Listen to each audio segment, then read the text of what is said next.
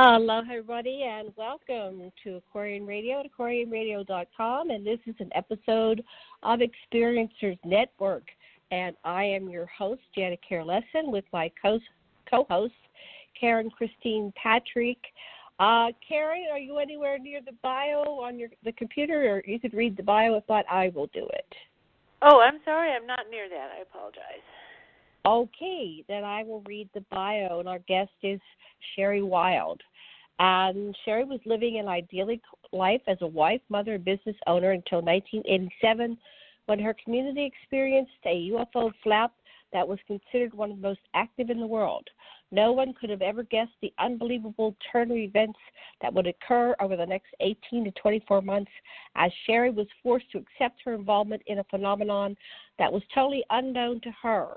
Faced with the indisputable evidence that she was experiencing contact with extraterrestrial beings, she was astonished to this pragmatic and astonishing to this pragmatic and level-headed woman of 37, but to learn her contact had been ongoing for her entire life almost pushed her over the edge. It would have pushed me over the edge.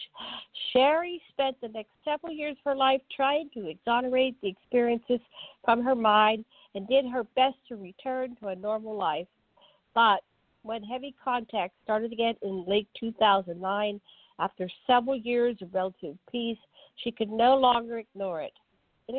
Inexplicably, she found herself writing a book about the encounters as her memory opened up to the past events and the teachings these beings had imparted to her. Overcoming her fear and learning the truth of her involvement with these ultra-dimensional beings became her life goal. She now accepts the truth of these encounters and has cooperative contact on a regular basis with the beings she affectionately refers to as her guides.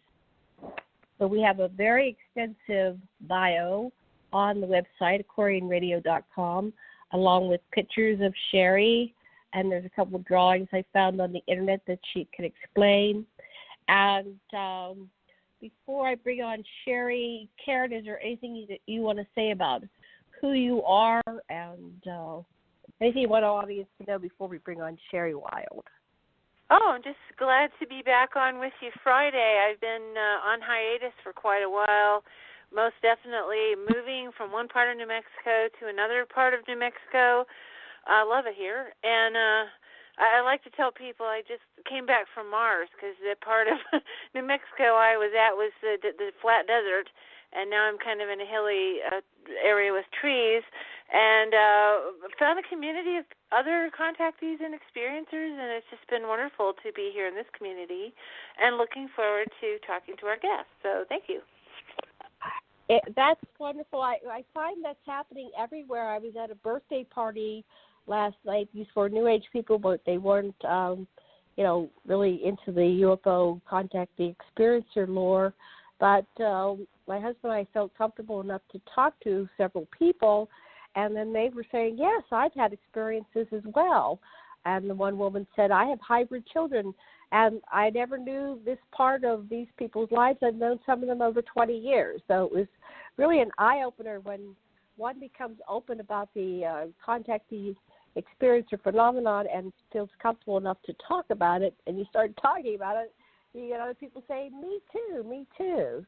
So that was very refreshing for me last night to have that experience. Okay, so Sherry Wild. Oops, I got to put on your mic. Okay, 1 second as it turns on. Sherry, you and I and Dr. Listen, we all met each other in Toronto, or the Toronto area. I think it was in 2016 at a conference there. So how are you doing? It's been a long time since we've talked face-to-face. It has been, yeah. I was trying to remember when that was. That was in Canada, wasn't it, that we were at the same conference, the Experiencers Conference or something, I think? Yeah. But, yeah, I was pretty sick when I was up there. I remember that. Yeah, I remember you were feeling well. How are you doing now? Much better. I'm getting a little bit stronger every day, and I'm way better than I was. I was probably just about at my worst when I was up there. But I've been doing a lot of cleansing to get the poison out of my body, and I'm still doing that now, even constantly doing that, trying to get out the last remnants of the poison, and just making sure that I'm eating clean and getting lots of sunshine and walking, exercise. I'm able to walk again. I wasn't able to walk for a while, so I'm slowly coming back, making my way back. So I'm happy with that. Yes, and then we saw, I don't know what year it was, we saw each other at Contact in the Desert one year, but it wasn't this past, it was the year before. I think so, because last year I had to cancel. I was too sick to go out for it. So right. Yeah, so it's good. It's getting better. Definitely getting better. I didn't think I would come this far back from it. To tell you the truth, I just thought I would continue to deteriorate. But I'm happy. Yeah, I've had lots and lots of help. I've had people doing healing on me. I've had some phenomenal healing experiences, and then people who help me with recommending. I mean, it's just been miracle after miracle. People show up at just the right time and make a recommendation, and I just know that I'm meant to follow that advice, and so I do. And I mean, it's been amazing. It's just been amazing. So, there's always some good that comes out of everything. So yeah, that's true. Yeah.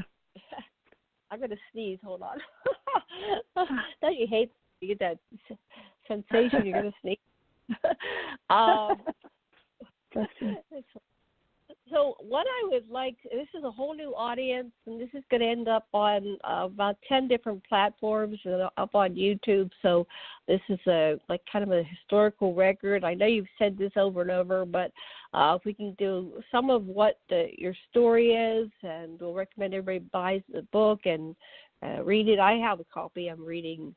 I always give it to my husband first because he wants to read everything first. So I said, okay, give it to me when you're done. But you have a very interesting story. Would you like to start and tell our listening audience your story? And then after about 15 minutes or so, Karen and I will probably be waving our little invisible hands that you can't see. So if you get to a point where you want to ask us, do you have any questions or feedback, then that'll make it flow really smooth. And then we can go on to the next part, okay? Does that work for you? Sure. Excellent. Okay, so, take it away. Okay, my story. Well, I guess I will start with the story that the encounter that I had that opened the door to my memories, and that occurred when I was 17 years old. And if anybody's heard me talk before, they've heard this story. I've told it a million times. So I was 17 years old, and I was going over to my girlfriend's house. We were going to go shopping together. The thing of it is that I didn't know I was going to leave to go over to meet with her until the last minute, because my parents owned a motel and my job was to clean the rooms. And I didn't think my mother would let me take the day off, but she gave me the day off after I was done doing a couple rooms. She told me I could leave and head over to my girlfriend Vicky's house. So I'm heading over to her house. She lived about 15 minutes away, and I'm about 5 minutes away from her place. I was supposed to be there by 10 o'clock. We had an arrangement that we made. I would be there by 10 in the morning, and if I wasn't there by 10 o'clock, then they should just go without me, because I was pretty sure I wasn't going to be able to go. But I was going to make it there by 10 o'clock. And I'm driving along a straightaway, and all of a sudden I was driving a little Beetle, a VW Beetle bug car, and it just stopped. The motor just went dead on it, and I couldn't figure out what was going on. And I did all the things I knew to do. I put the clutch in, and I did this thing they call pop the clutch, and that didn't work. And I tried turning the key in the ignition. That didn't work. And right about this time, at the same time, I see these guys standing in the road up ahead of me. There were 3 or 4 of them. I think were there 4 of them, I think? I can't remember now. And I thought that was strange, but I didn't pay a lot of attention until my car started to slow down considerably. I was going up a little incline, and I noticed one of the men stepped out into my lane of traffic. I thought that was really a strange thing for him to do, and I was nervous about it, because my car was going to stop if I couldn't get it started pretty soon, and it didn't look like it was going to start. And he was standing right in my lane of traffic. And then I saw him put his hand up, as if telling me to stop, which was fine. My car actually just rolled to a stop right at his feet. I realized that he was not human. And when he said these words to me, he said my name. He said, "Sherry, we've been waiting for you." And that just terrified me. Somehow I had the presence of mind. I rolled up my window because I had it down partway. I rolled up my window and I reached over. I locked both doors. And then I put my hands on the steering wheel, crossing each other on the steering wheel, and I put my head down on my arms because I didn't want to look at him. I was so scared. I didn't know what else to do. I was trapped. And he kept talking to me, telling me to look at him. And I just was shaking. I was just terrified. And eventually I felt something brush against my forearm, and I opened my eyes to see this grayish tan claw thing come across, and it wrapped its long fingers around my right forearm. And then another hand came in and wrapped around my other arm, and they pulled me out of the car. I had been shaking, just shaking like a leaf, and as soon as they touched me, at least that stopped. I stopped shaking, and I calmed down immediately. They pulled me out of the car, and I'm standing there, and I got these two little guys standing on each side of me with their vice-like grip a hold of me. And the guy who had been standing out in front of my car started talking to me, and we had a conversation. And I remember studying him and looking at him and taking it all in and feeling like I knew him. I felt like I knew his voice more than anything. And then all of a sudden he says, "Okay, we have work to do. There's work to be done." That's what he said. And he turned quickly and he walked away really fast. And I turned to see where he was walking to, where he was going, and I saw this beautiful silver ship, just like out of a movie. It was sitting out in the field, and that's where he was going. And I was like, oh my gosh. And it's like a part of me remembered, and I knew what was going to happen. And I didn't want to, I loved the ship. I wanted to stand there and look at it, but I didn't want to go over and go into it. I knew I was going to have to. The two guys on each side of me started walking, and I tried to walk fast to keep up with them, but I couldn't keep up with them, and eventually I just gave up and let them drag me. They dragged me across the field. As we got closer to the ship, I noticed another human was standing there, a woman. She was wearing kind of a long, loose-fitting dress of some sort, just kind of baggy. It hung on her. And as we got closer and closer, I realized that she wasn't human, and she looked really familiar to me. And she helped me up into the ship. She told me I had to go on board, and I went up into the ship, and it was a steep steps to get, not even steps, it was like a ramp to get up into it. I go into the ship, and of course it's very cold in the ships. It's always cold in the ships, and I start to shake again. And she kind of like maneuvered me into this room, this little room. It was where they pilot the ship. And she took me in there, and she helped me to get undressed. And I resisted, and she told me there was no sense in resisting, that I knew that I had to go through this physical. Had to go out and lay on that little cold slab of a table, which I did. And by this time, the other guys were in the ship, and the main guy, he proceeded to do a physical on me. And he talked to me all the while he was doing that. And he eventually harvested my eggs, which really upset me. And I protested that, but he explained to me that it was okay. And they eventually got done. They were harvesting eggs. What did they do? To me, all the while he was walking around the table doing things, and he would tell me what he was doing. He did a scraping on my arms, and he said, "I'm taking some of your cells." He would just explain, just in a quiet voice. He was just talking as to what he was doing.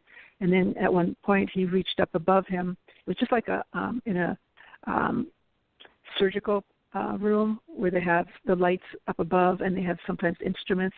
It was up above this long needle, type thing, and he reached up and he pulled that down, and he told me that that's what he was going to do. He said, I'm going to extract some of your eggs, and he said, it won't hurt, you won't feel anything at all.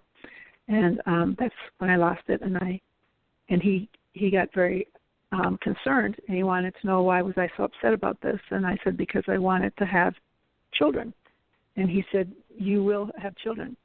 And he explained to me that my body would make more eggs. Now, somebody called me on that recently. They said, actually, our body doesn't make more eggs. And I said, well, that's what he told me, and that's all I know.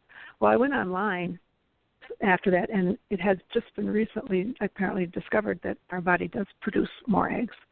And so it was something that, he knew that back then. So I guess he took the needle. Did he put it? Where did he insert it into your body? Down right. It looked like it went in right to the to the lower right, maybe, of my belly button, my navel. Okay. That's where it went. But and he was right. I felt a little pressure, but I didn't feel any pain. I watched this substance go up through it was a clear plastic tube, and I watched it go up through there. When he did it, the other three little guys who were with him were all busy doing things in the ship, and they were kind of scurrying around doing stuff. And when he did that procedure, they stopped, and there was like an air of expectation. You could just feel it. And they went back into the hallway, the three little guys. I was in this main big room when you first come into the ship. They went back into the hallway, and I couldn't see because the table was set off center of the room I was in, and so I couldn't see what they were looking at. They were facing the wall to my left, and I could see the wall going down the hallway, and to the right there were what appeared to be windows or monitors of some sort. So I figured they had the same thing that they were looking at. They must have been looking at some kind of a monitor. So they stood there, the three of them stood looking at that.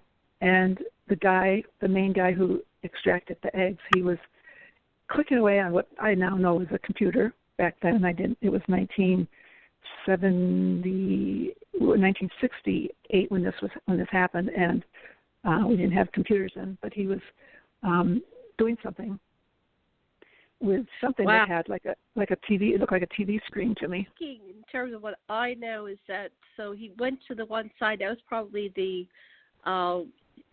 side where you were ovulating that month. So they knew your cycle. Did they ever extract a baby? No. So they weren't impregnating you and taking the babies. They were just taking your eggs directly. They were taking my eggs directly, and they have lots and lots of them. I have lots of hybrid children, and they have lots of eggs in storage from me. They took tons of eggs from me, yeah. But I never, to my knowledge, was pregnant and went through that. I never was aware of that happening. Well, they used to, I think they would, take the material, the admixture of the egg, and it would also include material from other. It wasn't just two parents. It wasn't just me out on the bed. It could be a mixture of DNA from different species and whatever. And they would put that in, but they would never let me miss a period. They would come back and extract it. And I'm missing the piece on how they extracted it, but I knew they were doing it. So they blocked where they were getting it, if they were going vaginally or through the. I don't know. It was very tiny. If I had even period. So that was one question I had. So yours was, but the same thing I have. I mean, literally, we could have millions because they can make. I know. It was very. I know.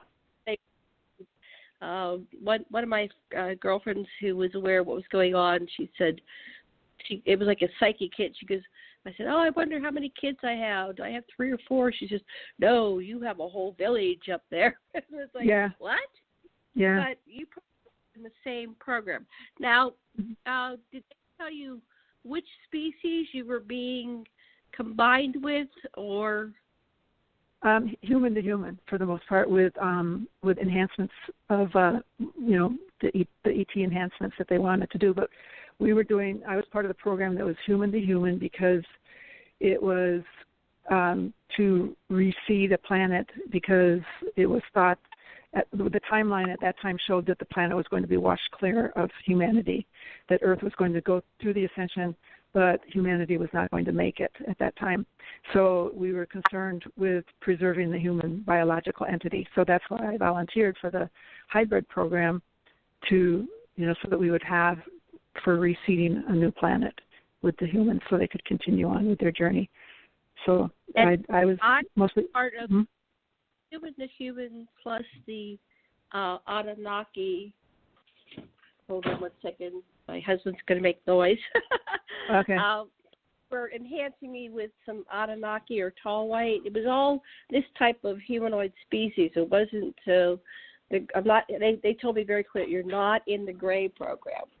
You're in the human and Anunnaki program, which was not short. So it was.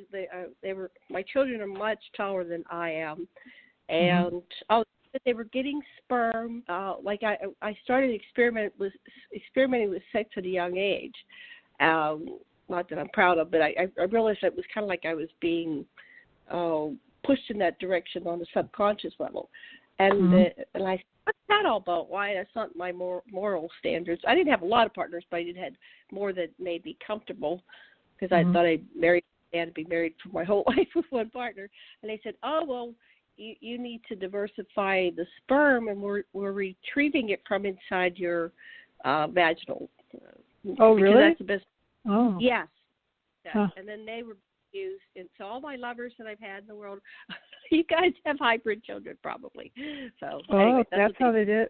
They didn't do that with me. They just took my ova and they mixed it on the ship, and created. I have 47 children, but I do have one of mine is an ET to human. I mean, there was one that I met that was. So apparently they didn't. At least one time they didn't do human to human, but for the most part they did. So, I'm pretty sure they whatever they damn well please once they have your DNA. So it doesn't matter. It's fine whatever they mixed it with, but they did convey that information. And I have one more question, and I'll go back to your story. How many fingers did it was the gray type species have? That's a good question. My memory is getting foggier and foggier the further I distance myself from when I wrote the book, when all the recall came back. I believe and I'd have to check the book to see. I think I have it in the book. I think they had 5. 5. They were very long. No, I'm going to recant that. I'm going to say 4. I think it was 4. Yeah. Yeah, they had 4. They didn't have 3. I know that. It was 4. Yeah, pretty sure. Yeah, I had 4. They had 3 fingers and like an opposing thumb, and they were very, very long. And mine, the ones that were touching me, they were kind of bulbous at the end. It was like round at the end. Yes, that I remember that. Yep. All right. Very long. They could wrap it all the way around.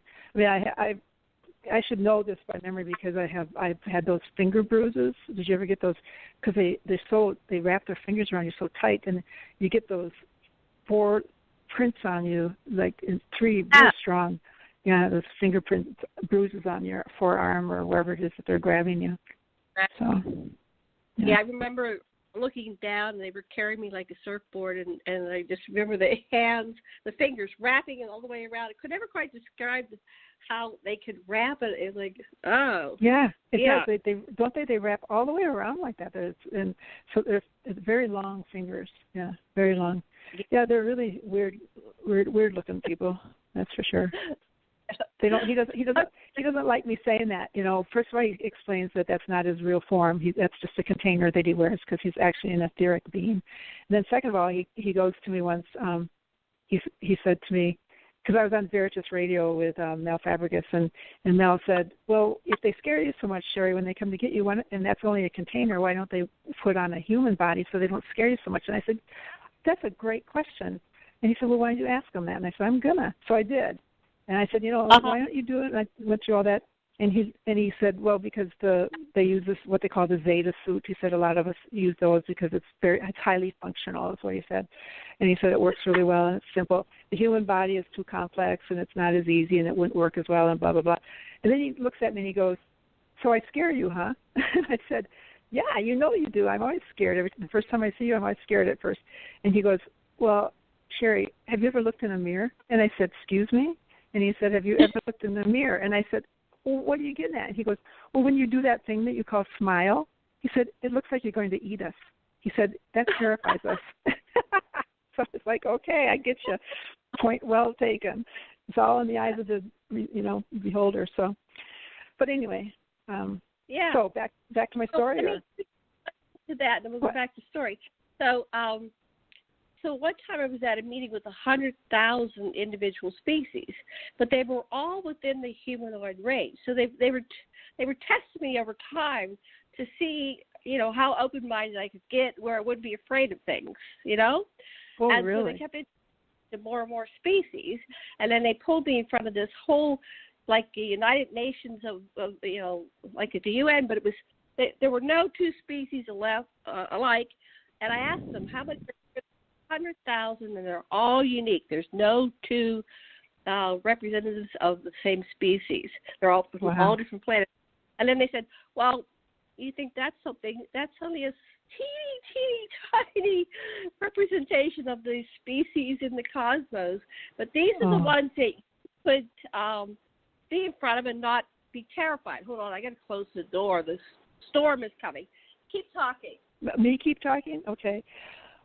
Okay, I'll go back to my story. So, where was I? Okay, he extracted the eggs from me, and then the exam was over, and I was allowed to get dressed. And by this time, I was feeling really comfortable.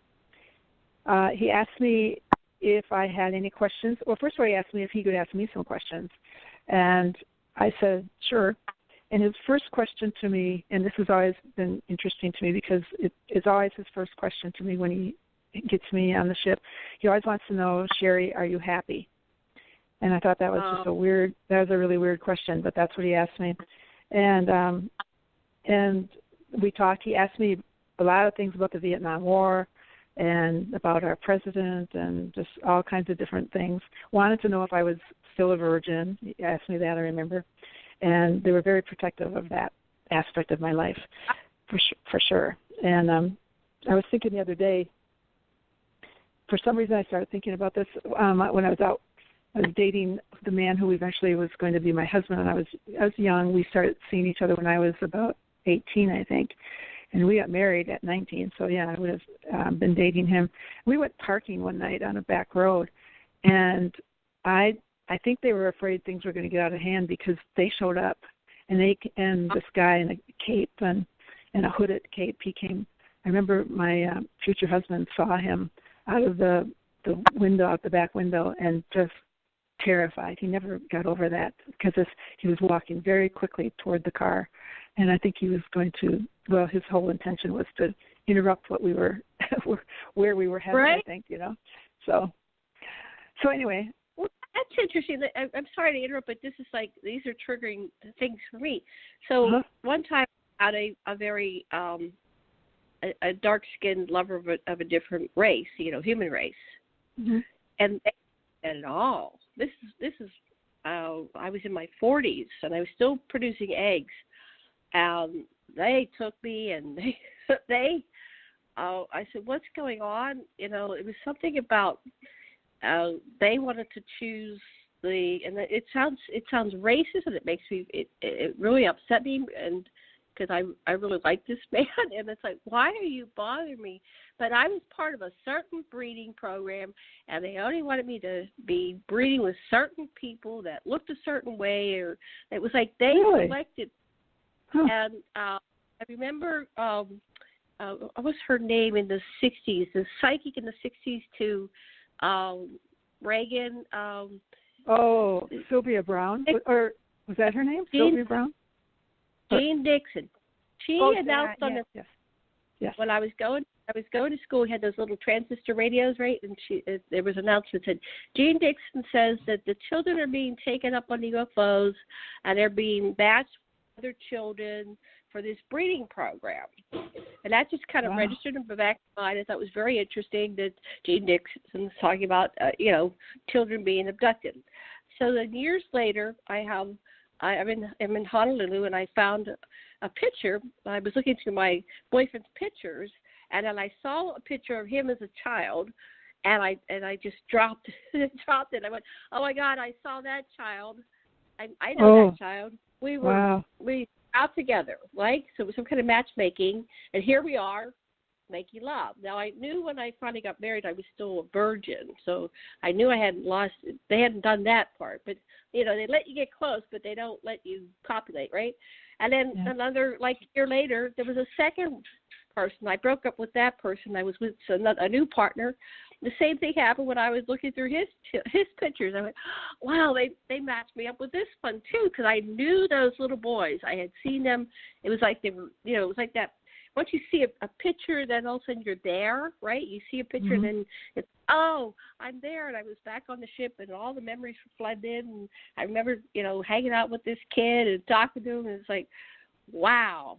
So they had picked out for me that they wanted me to be with. It may not have been race, but it was certain people they wanted me to be with. Yeah, that's true. That's true. They have dictated. They did the same thing in my life. They dictated who I would marry. And when I would get pregnant, absolutely insisted on the exact night and time, very insistent that night that I get pregnant. And it didn't make any sense. We were so young when we got married. I never wanted to get married that young. But when you come in as part of a volunteer program like this, you don't really have any choice. And it's hard to explain because people don't understand how somebody can take over your life. But the influences are very strong. And now I was just the opposite. Now they told me after my marriage ended, which it came undone during this whole recognition that I was part of this whole program, and it was too hard on my husband and put the strain on our marriage. But the marriage was ending anyway of its own accord. But it was time, and it was all part of the plan. So I spent most of my adult life single, which I really enjoyed and really liked. But they told me every time they picked out who I was going to be involved with. And at one point, they told me I was now going to be dating only black men. And I thought that was really strange. And I said, why? I said, why are you telling me that? I said, what? I don't get that. And they just said, they didn't say anything. They just said, it's just time. And I did. I dated exclusively black men for about 3 years or so. And I tell you, that was really educational for me. I mean, I grew up in rural Wisconsin and didn't really have much exposure, to that sort of, to interracial dating. Didn't have any black kids go to my school or anything like that. And so it was quite eye-opening. I dated some wonderful men and learned a lot from them. I learned a lot. I learned a lot about prejudice and the way people will look at you sometimes. And, so it was pretty interesting because, they definitely were in charge of they're very much in charge of my love life, totally in charge of it. They tell me, I'm just told, and it just goes the way that it goes. But people don't get that. That correlates with my information too. So it was the opposite. I started with I guess it was the timing. So I met my first boyfriend. He pursued me. He was 12 years old and I was 13. And I said, I don't want to have sex at this young age. And we played sexually. I really didn't have full-on lovemaking, but there was still, sexual play.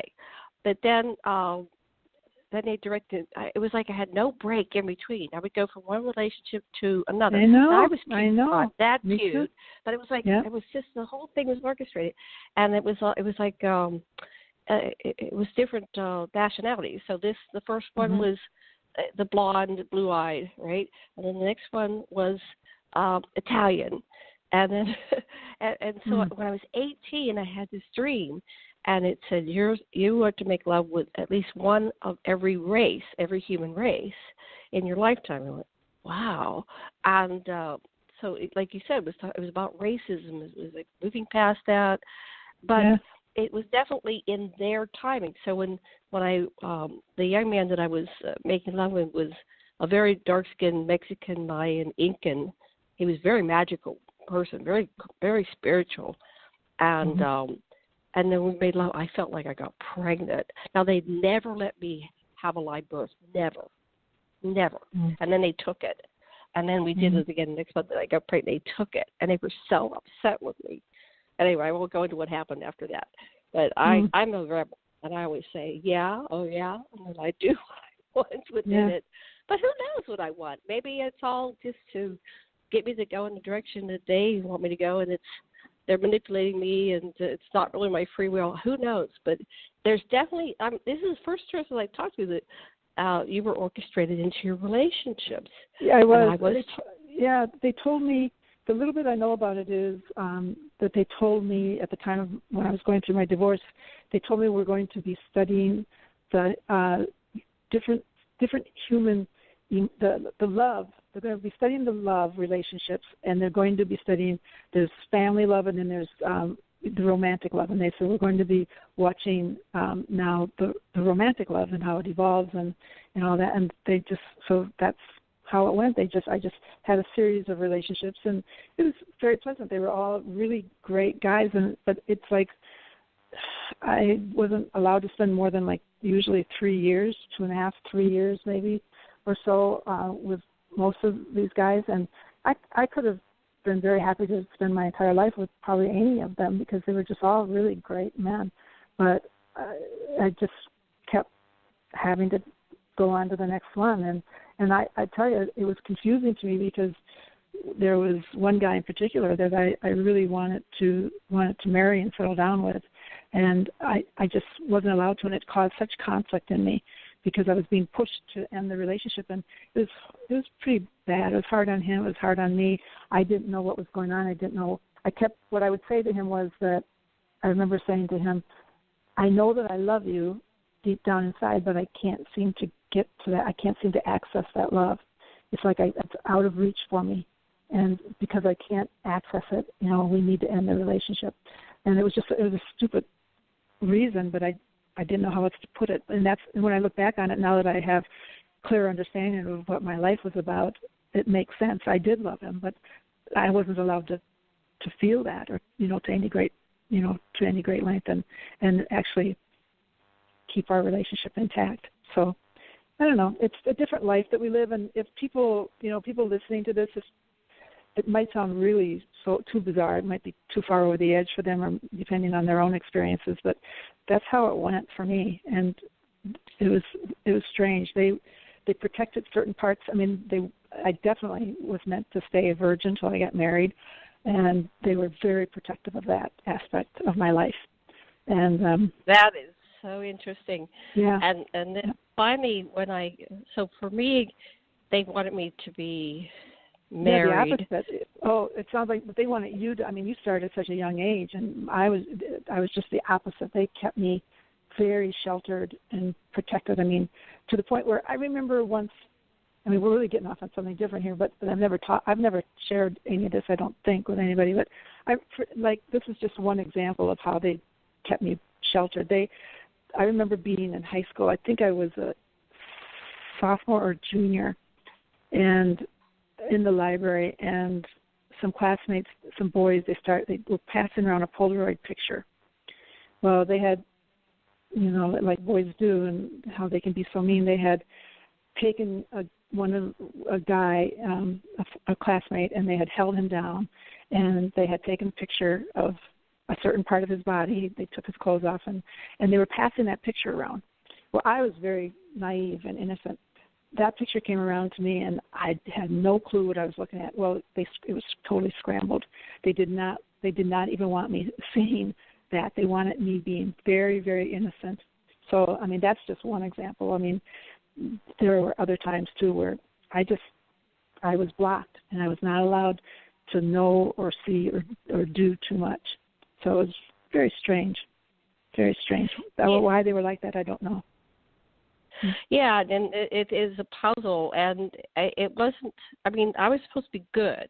I was supposed to be the good girl. So even within that, they gave me that you're in love. And so there I was, 13, and I was in love, and the whole thing was like, this is going to be your partner for the rest of your life. But there was a part of me, it was like an experiment, and it's like, I can't marry the boy I met at 13. Yeah. That will be my only relationship for the rest of my life.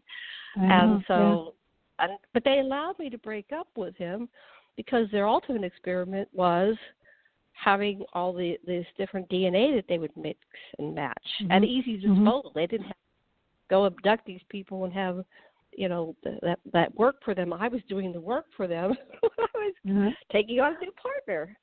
Well, I've come to the. I think I get peace of mind by understanding. There's a duality that's happening. There's an aspect of me that's there on the ship with them. I mean, do you feel that too, Janet? That it's actually, so it's not really. I mean, I want to change the terminology a little bit here because otherwise it kind of puts us in the role of victim. I mean, it's really an aspect of ourselves on the ship because we volunteered to come, or at least in my understanding, so I won't speak for you, but in my understanding of what I know to be true for me, I volunteered to come here. That's my family. It was all laid out ahead of time how this was going to play out. And so if it's not another aspect of me, at least it's my family who's there helping to guide and make my life go the way that I understood and agreed to have it go before I came here. So none of this is really going against my will. It's just that we're behind the veil and I don't remember, all of the agreements, but more and more I'm starting to remember them. And this is one of them that I had, was this is how my life was going to go. And to be part of this program, so it takes the idea of being a victim out. I don't like the idea of portraying myself as a victim because I'm not. So I'm not. I came in here. See, I don't have the same bias and prejudice and that most people. I don't think that humanity is really monogamous, no matter what your moral structure is, because when you look at the hospitals, 1 out of 3 is the family that the father that's listed on the birth certificate. If we were really monogamous, we would be like some of the animal species that mate for life. But there's only very few on this whole planet, animal species that mate for life. So it's a rarity, not the norm. So humanity is very much the same. So no, I am aware there's a book out by Susie Hansen about the dual soul connection. And I have many species that I'm connected to, and I simultaneously exist on many, planets and spheres and dimensions. The whole thing, I've come to that awareness, and I'm not unique. Any one of us, any one of you listening out there, could come to the awareness of your multidimensional self and where you're existing. I'm also in the past and I'm in the future, because time's an illusion. Yeah. Right. Okay, back to you. This is fascinating. Thanks for going a little bit outside of your box because this is what we do. We connect the dots and we get the bigger and bigger picture every show we do. So go ahead. Right. Thank you. Okay. Yes. So he asked me a bunch of questions and things, and then he wanted to know if I had questions. And my first question to him was, can I go for a ride in the ship again? I wanted to be taken up. I loved going up on the ship, and I always ask for that.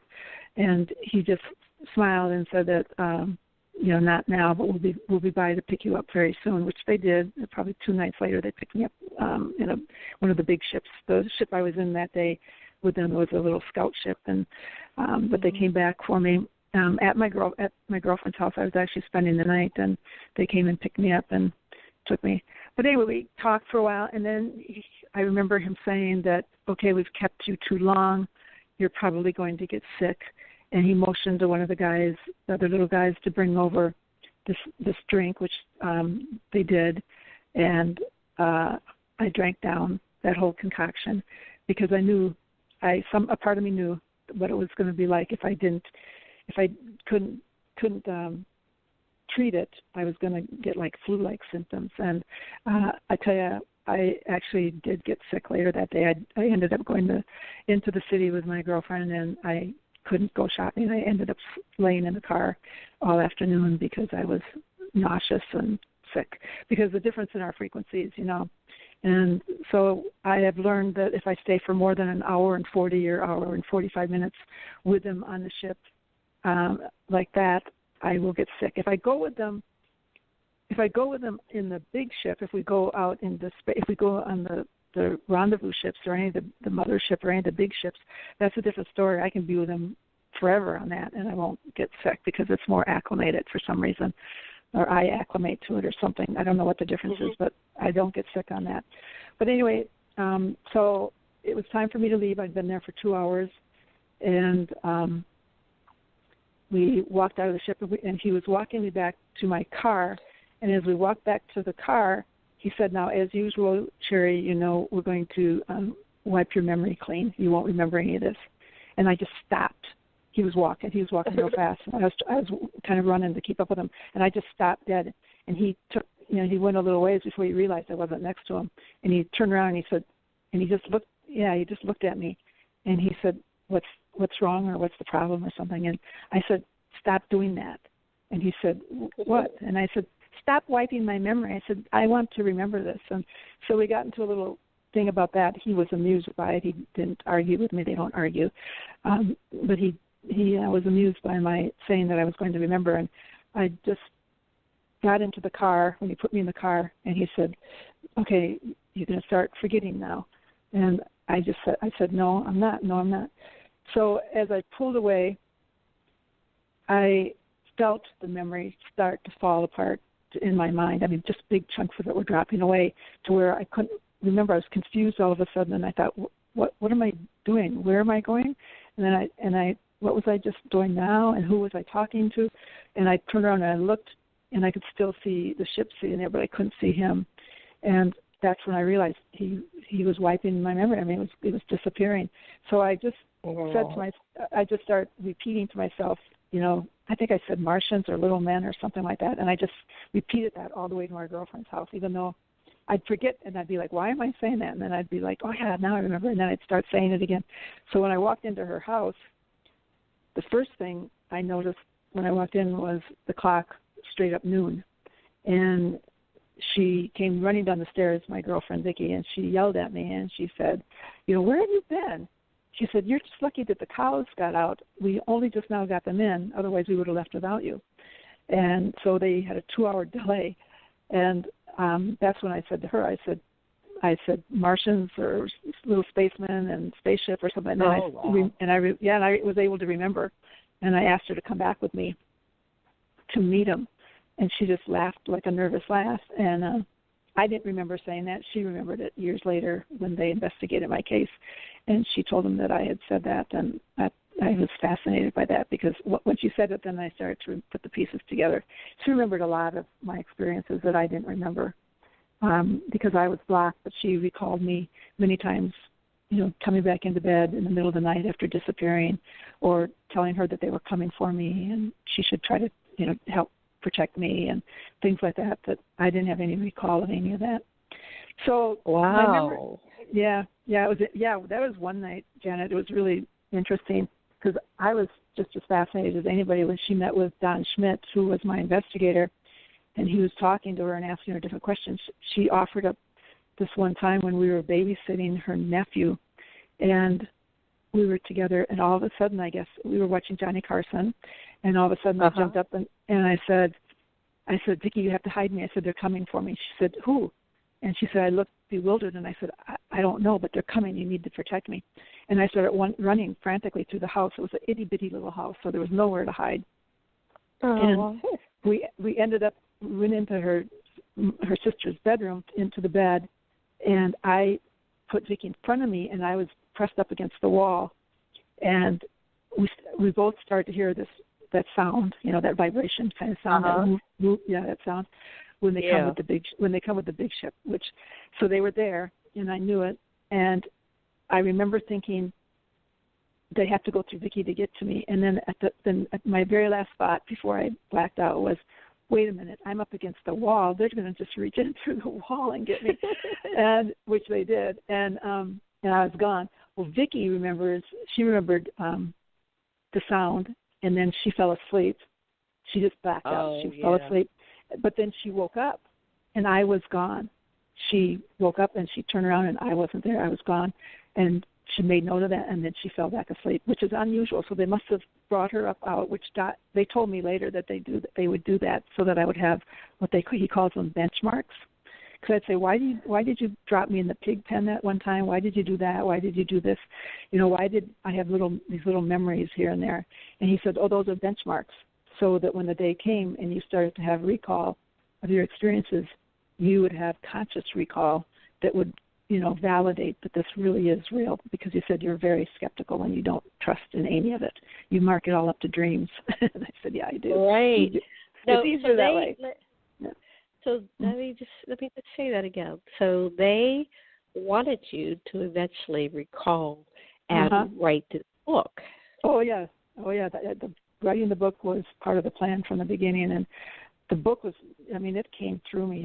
It came through me. They dictated that book. I didn't have that much recall of my experiences, and I don't have great recall even now, but as the book was coming out of me, I was fascinated every day to see, the way they put it in order, to try to, because I had a friend of mine who's an author, a writer, and she interviewed me for hours and hours and hours on tape, and she was going to write my story, and she couldn't figure out how to do it, and it's cumbersome, because it spans my whole lifetime, and it's difficult. But I was fascinated by the way they did it. They made it make sense pretty much. So, yeah, Did they do it sequentially, or did they do it through flashbacks? They did it through sequential. It just came out of me sequentially, pretty much. And so my story, it starts from when I'm a little girl, and it kind of goes through somewhat, but then I'm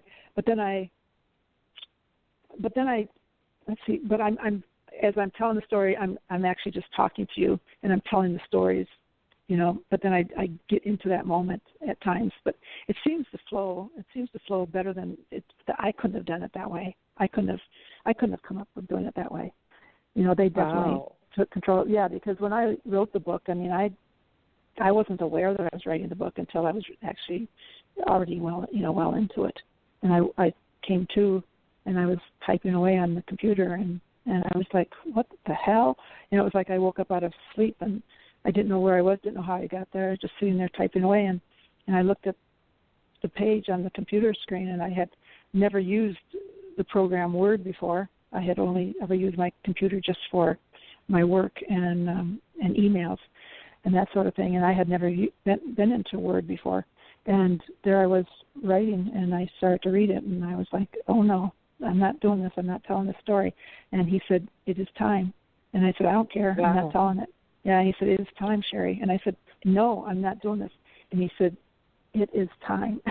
And you don't say no to him, you just don't. And then pretty soon I got caught up into it, and I enjoyed it. Every day, and it came out real fast. It was real easy to do. And it just came out of me. So interesting. I want to interrupt this. It's a wonderful flow, and we'll go back to it. But poor Karen's over there waiting a spell here. Oh no, I'm a very patient person, and I've been actually enjoying myself just listening to the story. And what kind of is in my mind is that while I was off the internet, and just had my phone to just check in on things, I checked in on, what's going on in ufology and exopolitics, and as much as I could of the experiencer movement, which I think is really where my focus is. But catching up on ufology, I was struck again with how incredibly patriarchal it is, and that's a complaint. It's kind of an old boys network, and I've thought about, when I on the experiencer side of the box, I've heard now so many stories from women who've been through the hybrid breeding, whatever this is going on program, or being accessed for our genetic material and everything. By now, working with you, Janet, we've heard a lot of stories. I've had a couple of really cool extended conversations with Gloria Hawker. I remember once interviewing Eve Lorgan from Alien Love Bite, where they in fact do sort of arrange matches. There's something not only going on, but it's really, really complex. And I think that one of the reasons why the dominant voices of ufology kind of clamp down on women is because this is the story they're most afraid of. This is the one that I think that they squelch with extreme prejudice, is how much humanity is being accessed. And I'm not saying it's all just women. I know men do too, and I appreciate the men who've come forward who've said they've met their hybrid children or have had experiences. But just, hearing that, if we could get us all together, all of us ladies who've gone through this, sit down at a big, big, big coffee table, and just chat it all out, I think that we would just barely be able to look at the extent and variety of all these different ways that they're definitely following some kind of multiple DNA trails, And I've had my own experiences along those lines, too. Now, unlike you two, I am the product of one parent who's Native American Celtic background, another parent who's Native American Celtic background, so that makes me that. And all my partners have been Native American and Celtic, and I know that there's something significant to that because some of these super soldier program people have expressed this concept that there's something to that combo, that kind of boosts the psychic soldier capacity and ESP and all that stuff. So I know that thing is kind of going on just from my own, experiences and kind of looking into it. But I also think religion, I grew up very religious, and it has a tendency to be what I call DNA petri dishes, because if you can only marry the people in your own religion, that tends to keep kind of a family grouping together extensively and intermarrying and continuing some form of a DNA, combo that then they can use to look at all these different traits that humanity has, but also based on, the fact that that culturally and religiously and politically we're kept, in our communities, marrying our own kind, in a roughly the same geographical area for the most part. So I think that's part of it, is keeping us in DNA like petri dishes. So what if we try this DNA, and what if we try that DNA? And DNA encodement, I know, also has to do with not just what color eyes you have and what other traits, but it also has to do with genetic memory. It has to do with tendencies, epigenetics. What are you able to quickly adapt to? There's a lot. I think if we use, dollars to trade, I think they use DNA code. I think that's the big, big study here, is all kinds of aspects of DNA. And from what I know of humanity, we've got quite a few of Star Nation alien races, all, in combination here on Earth. So we're kind of a big laboratory in some way. But as it plays out personally, it's really, I'm hearing what you guys are saying of who you're partnered with, and children that you have on the planet, and then I've come to realize the ones that I have off planet.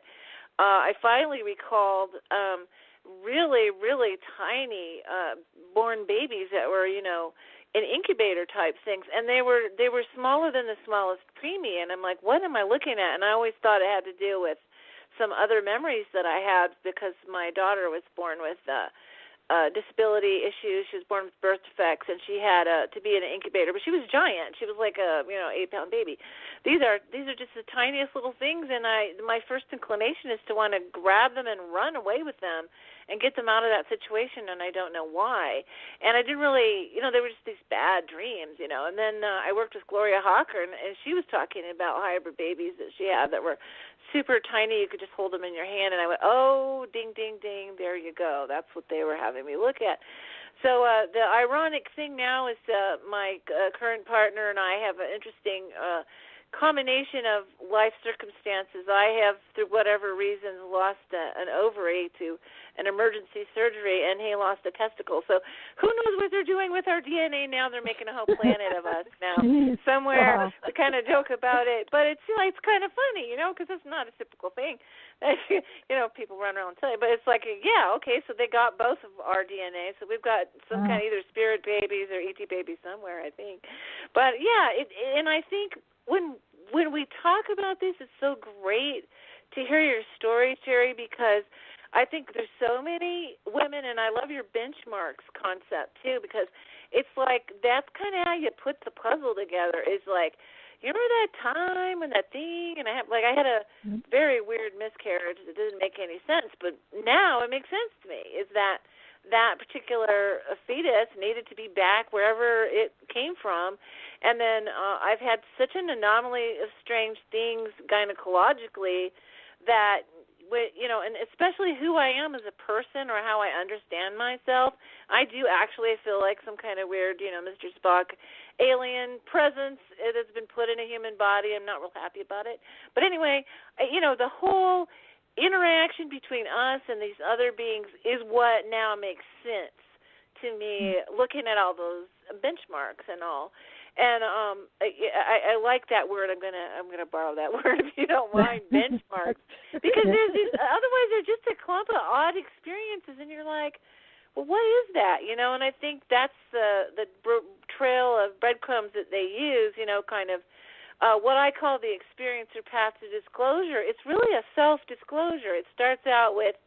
I don't think that disclosure. I don't know if I believe in big D disclosure of the president standing up and telling us this is real just because half the people of America won't believe whoever party it is that stands up. But, whoever their guy is or gal, they won't believe. They'll be only half believe. So I don't think that is where we're going to get this awareness. I think it's from, and I encourage people through whatever means it takes to try to remember. Our good friend John Tooks calls it alien anesthesia. They kind of put the whammy on us. And I had one experience where they warned me, look, you got to stay calm or you're going to not remember this very well. And I didn't stay calm. So, they had to put the whammy on me. But it's like to go through your own, like if you're hearing this and something triggers you, I tell the people listening, go through your own benchmarks, and dig into it a little bit. There might be a pattern here. The more you hear more experiencer stories, that begins to make some sense. So I'm just really enjoying it, you guys. Well, thank you. I want to add something to what you just said because it's very profound. Is Whitley Strieber said how that he was being trained so he could be in their presence and not go into the freak out, right? And so there's the story of his upstate New York cabin where he knew they were in the living room downstairs and the bedroom was up in the loft, and eventually he started to come down the stairs and he would run back into bed. But eventually, over time, he grew comfortable enough that he would come down into the living room and sit in lotus opposite the being that was in meditation, and they would meditate together. So he says, I have arrived. Now I'm not freaking out. And that was what happened to me when they took me to 100,000 people. And just this last year, I had, an alien gray species variation to stand at my bedside for a long time, and we had this conversation. And I wasn't freaked out at all. I wasn't running. I didn't hide. But, of course, they don't, for some reason, like my husband doesn't come into the room. He's already up and working in the office down the other side of the house. But he doesn't come in during that whole time. I'm sitting there alone. So I'm like, well, come on in so I have a witness to this. But I'm having this full-on experience.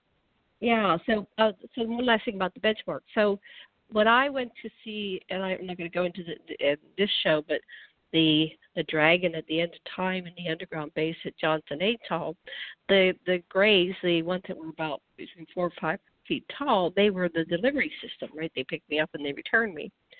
But they made sure I didn't forget. And when I, they did paralyze me, the alarm went off and I had to get up and go to work, and I was furious. I said, you didn't make me forget. What's that about? But I looked at that over the years, and it's just what you said. It's the benchmark. So that was like the one that said, oh, yeah, you've had those other things, so now you got to look at it. Back to you, Sherry. Oh, yeah, it's interesting. I've had conversations also with them coming into my bedroom and just sitting by my bed, or he just kind of hovers above my bed. I don't know if he's levitating or what that is, but I just remember him being like, I'm sitting up and he's like, maybe he's sitting on the bed with me, but my partner is sleeping right next to me, and he's like floating, it seems like them above him. But I always like to think that I'm just conscious and very calm about it, but I think they really have me in an altered state. is what they do. They are Okay. able to influence me because I always freak out when I see them at first. I just do, my body responds with fear, and I can't seem to control that. Now, I've had the Draco, and I've talked about this before.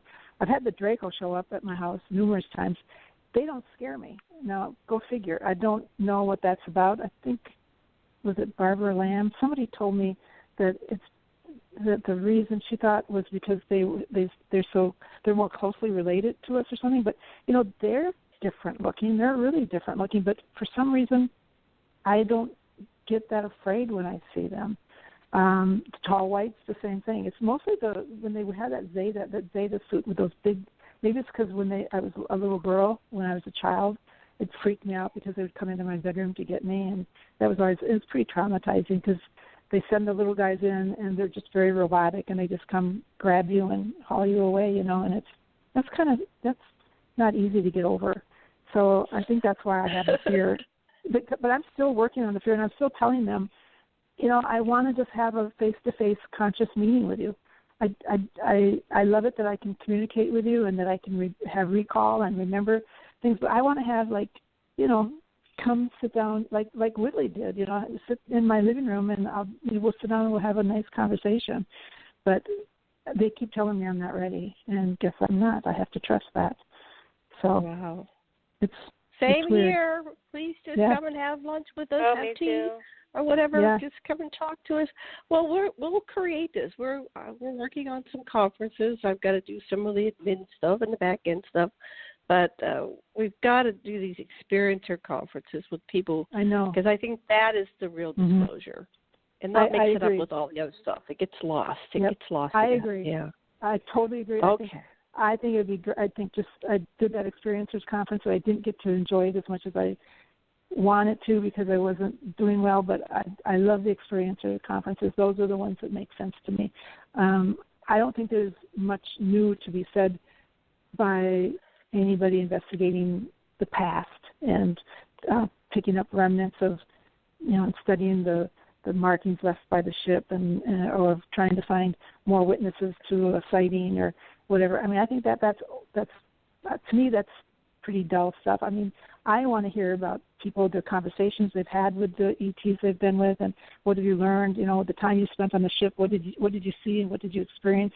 That's where we're going to get the insight into what's really going on with this. Although I think those of us who are part of the hybrid program, we have that awareness of what that's all about, which leads to the big picture, which is they're here because of humanity's ascension. I mean, because we're ready to graduate from the 3D school, and that's what they're here to assist with all that, I think. And they're here out of curiosity. So it's very interesting times right now on the planet, and I feel bad for those people who either don't believe in this or aren't interested enough or are too afraid to look at it. Maybe it would be the best way to put it, because it's a fascinating subject. Just so much to it, and we've only scratched the surface as far as understanding what's going on with it. So I'm looking forward to more. And there are the solutions to what ails humanity and the earth. They have all the technologies. They have the cures. And that is not only disclosure, but it'll take us to a whole other way of being, which is more kind and loving. Whenever I see somebody that I know suffering from a disease or dying, and it's curable, I know it's curable because I'm so connected to the extraterrestrials. There's a part of me that just gets furious. It's like you killed your Lyme. Somebody is allowing them to die, and I think the humans die at a rate of about 100,000 people a day. 100,000 people a day die from things that are all curable, and we're all being murdered. And technology out, Mr. Powers that be, that are listening to this show, because it's time we stop murdering our human civilians, our citizens of the world. Yeah. I mean, it's sad. It's to the point. I mean, now with talking about forced immunization, and all that. So much of that is poisoning our children. I mean, they're targeting our children. The whatever you want to call them, the dark forces, the controllers, whatever. They're actually targeting our children, because our children coming in now are the results of these hybrid programs, and they're our future. They're the ones who are going to turn the tide on this planet. But they know that, the controllers know that, and so they're going after them. And people just, I don't know. It's a crazy world. It's just crazy. It's just amazing how many people just look the other way or keep their eyes closed, or they're just so distracted that they don't see what's right in front of them. So I have to admit it frustrates me quite a bit. But yeah, well, I guess maybe I'm in a small niche, but I see so many people waking up that that's good. Every day I get excited and feel hopeful and realize that, we're reaching critical mass and that this information, I don't think there's any stopping it now. I was talking to, what was her name? She made a new movie, Caroline Corey. Oh, and yeah. She says, we've got this lower operating system, the matrix, right? And it seems to be dominating and controlling everything. But above that is a higher operating system with its other rules and laws of organization and structure. And that is overpowering. It's like a subroutine computer, right? So there's a little subroutine playing, which is Earth and the life, birth, death, reincarnation cycle. But that's panning out and playing out. And it's to me, what I've been told or shown is that it'll be like the Berlin Wall. So you're old enough to understand the Berlin Wall, and our younger listeners don't get it. But the children of the 50s of World War II, that generation after, we were raised with the Berlin Wall. We were raised with the concept that the nukes are coming, drop and get under your desks at under school, your like that's really going to protect us, right? I know it. Or the fallout shelter in the basement that had windows, like that's going to protect us. But one day, the Berlin Wall kept a huge part of the population behind this wall in communism, forced communism. We were perceiving them as being, in a kind of a prison within the prison, and we were the free people, yada yada. But one day the wall came down. It was just one day, and by the end of the day, it was down. And so, counseling practice, I had so many people over the last 20, 30 years that said, I was behind the wall, I escaped the wall, I froze out in the streets of London. The whole concept of freedom and escaping from one to the other. So, I think that's what's going to happen with this disclosure. One day, what I got is they're going to show everywhere at once. If it's everywhere at once, you're not going to be able to say, well, that's just your imagination over there in Europe or over there in Russia. No, they're everywhere at once. Everybody would go out of there and see them in the skies. So I said, well, bring that on now. We're ready. But again, on some level, we're not. Yeah. I break in on that thought right Sure, there. break in on that thought. I want to share something interesting. Yeah, my partner Brett was actually in the Army when the Berlin Wall came down, and he was a medic on the Czechoslovakian border of the wall. So it actually extended that far. And I said, well, what was it like? Because I remember it was a very uncertain time in the news. The whole turmoil about leading up to the Berlin Wall falling was, are we going to be at war, over this? And he said, oh, my gosh, he says, we were scrambling, every other day on alert, and we didn't know if it was a drill or if it was the real thing. And then all of a sudden, the Berlin Wall fell down. So what was really interesting to me about that was how right up to the moment that the wall came down, like some kind of weird switch was thrown that, let's just do this, there was a lot of fear and a lot of, fear porn, a lot of speculation and fear and military uncertainty and all of that. And I think that's interesting because sometimes I guess the darkest before the dawn,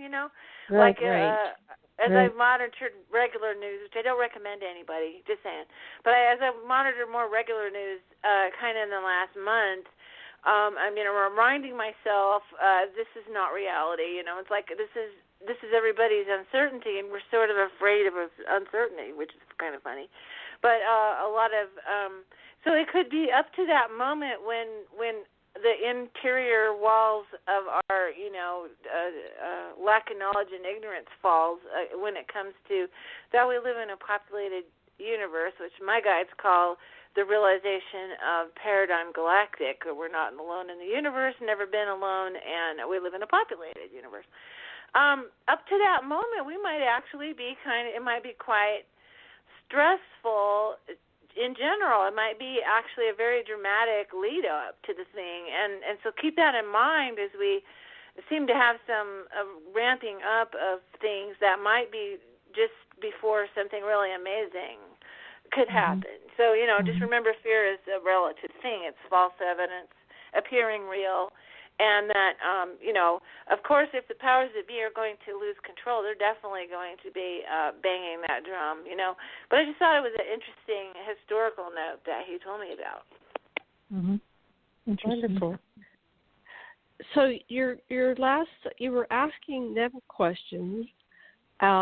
They said, let's see, it is time. I made a note about that. Yeah. Oh, I'm writing the book.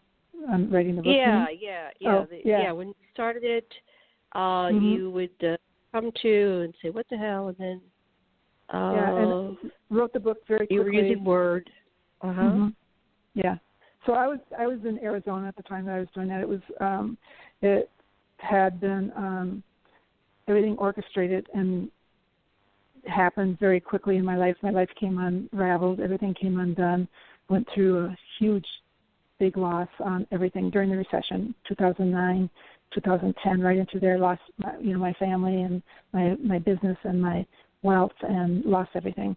And so I was in Arizona with my dad, staying with him. My mom had died and my brother had died.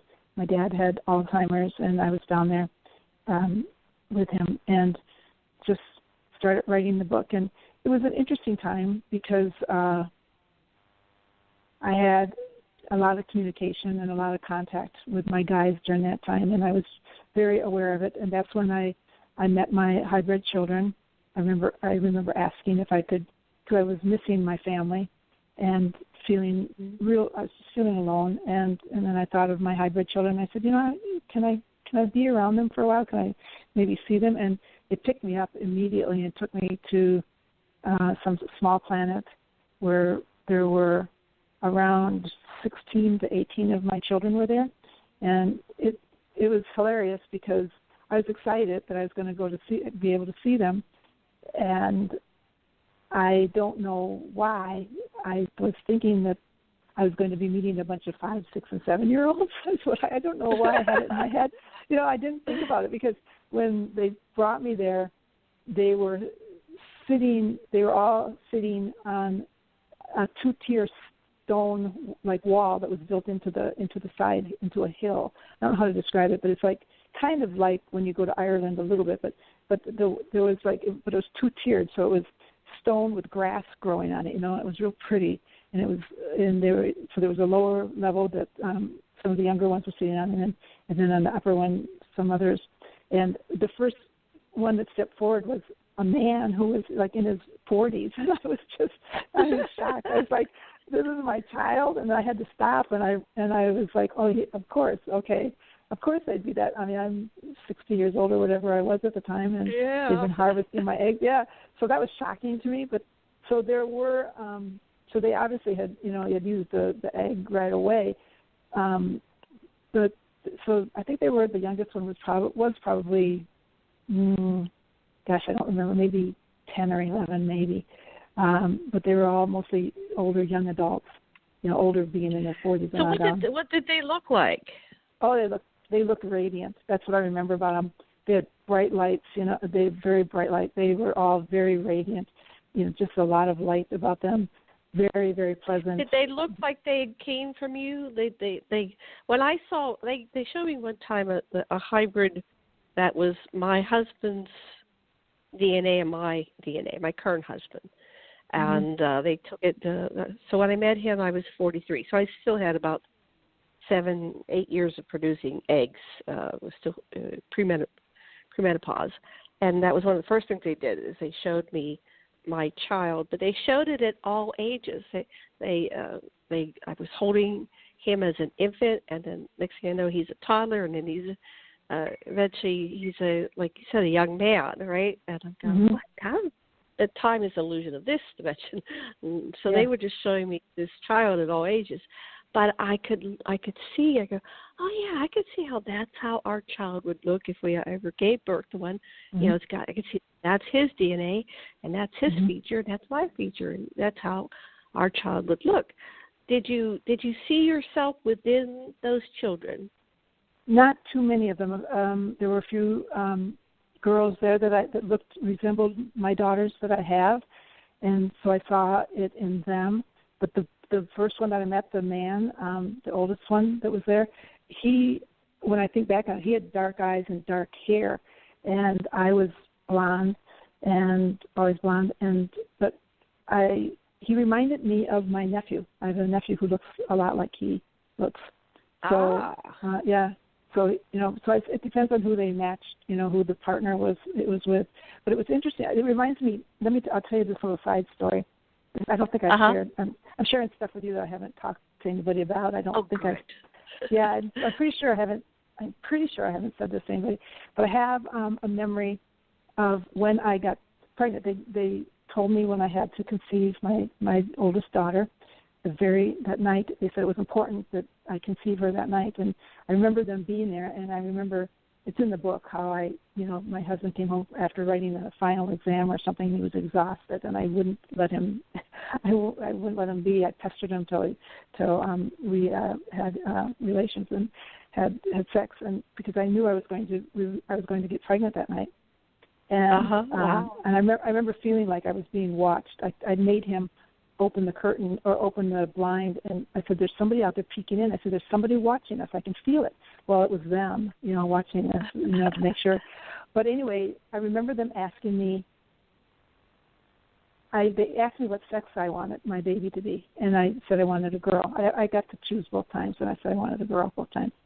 And I remember them asking me, what would you like her to look like? And I said, I get to choose? I get to pick? And they said, within a certain, fair amount. You can. There's some leeway there, and you can choose what she looks like. And so I remember thinking about movie stars and models and that sort of thing. And then I thought, nah. And then I decided there was this girl I went to school with. I'm not going to say her name, but I went to school with this girl. I always thought she was so pretty. And I said, so I gave them her name, and I said I want her to look like, and I gave the name.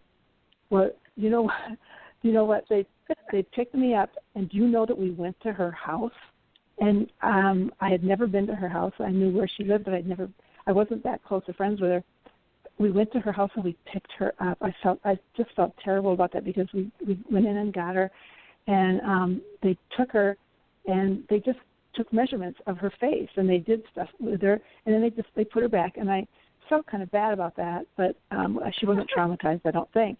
Well, my daughter was born, and she just is almost a spitting image of this girl, and she even has this girl had in high school. I remember her when she was in the bathroom and she would be in combing her hair or something. She had a cowlick like right on the front of her, right, and she always cursed that. She's like, oh, I can't do anything with that. It just had a mind of its own. It was a cowlick, and I forgot about that, but I always thought that was cute, and do you know, my daughter has that same thing. She has that, and she did the same thing. She's like, oh, I hate this cowlick right on my forehead. I can't have bangs, and I can't have, So I got that kind of input. I got to do that with, and I thought that was always so interesting. So I don't know if anybody else has ever had that experience where they did that, but my guys are really good to me. They're good to you. They're really good to me. My one girlfriend. There's other people that are kind of manipulated or they're directed into having sex with certain people, and so she was a full-on adult and she was working for this man, and they wanted her to have sex with this man who was probably not human. She said it was just I don't know. She described it and she said I knew he wasn't human, but he was temporarily her boss, so she got directed into this job as well. And she's, okay, I'll have sex with him, but I want to have, I don't know what she wanted, blue eyes, and I don't know. She put like a specific thing. As long as the kid comes out with this. So she didn't get the whole image, but the kid came out with the blue eyes that she wanted. Yeah. Dark hair and blue eyes or something. Yeah. And so you got what you wanted. Yeah, I did. Yeah, and my daughter has blue eyes, and her dad and I have both brown eyes. But yeah, she has bright, piercing blue eyes. So yeah, I thought that was interesting. I never talked about it. It's one of those little memories I have that I think I pull that out and look at that every now and then. I'm like, did that really happen? But I could go to that house where she grew up, that girl, and I could tell you, I know right where her bedroom is in her house. I remember going there because they took me with them when we went to pick her up. So it was interesting. I didn't have that with my youngest. My youngest daughter was not in the program, and she's not a part of that. But they did, however, intervene because she was born prematurely.